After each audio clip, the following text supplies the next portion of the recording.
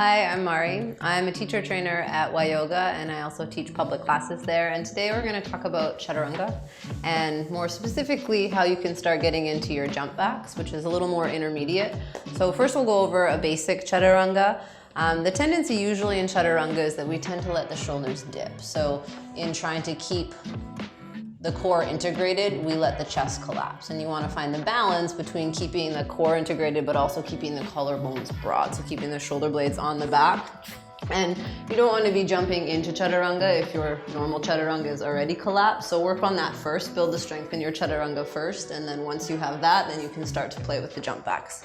So for a normal Chaturanga, right, from your high plank, the tendency for a lot of people is they tend to be kind of behind, their elbows are behind, so you have to bring the weight forward so that you can work your elbows and your shoulders perpendicular like a square, right? Most people tend to be here, which when you do that, it's like you just have to collapse onto your belly because it's really hard on your shoulder joints.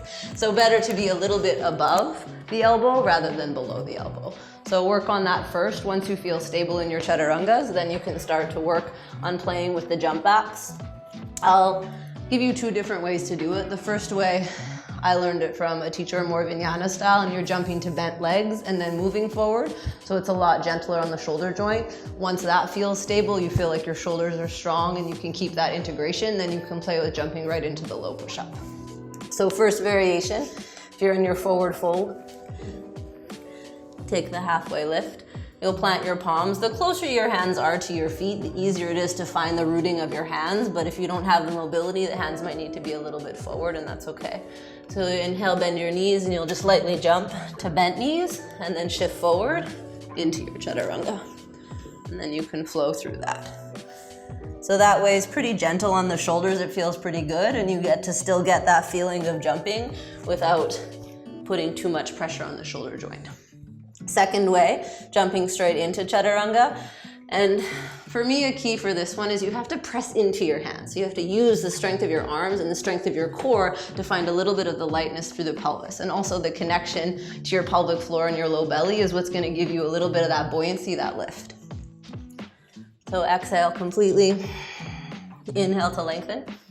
As you exhale, press through your hand, press down into your Chaturanga. And then you can move into your back.